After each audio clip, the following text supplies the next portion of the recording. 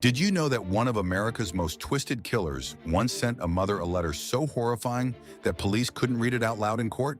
In 1928, Albert Fish knocked on the Budd family's door. He seemed like a harmless old man who wanted to take 10-year-old Grace to a birthday party. Her parents said yes. It was the last time they'd see their daughter alive. Fish didn't take Grace to any party. Instead, he brought her to an empty house where he strangled and cut up the little girl. But the real horror came 6 years later. Fish mailed Grace's mother an anonymous letter. In it, he described in sick detail how he cooked and ate her daughter over 9 days.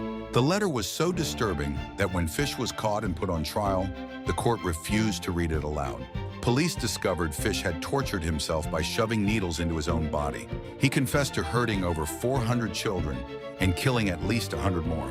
When they executed him in 1936, witnesses said he seemed excited about dying.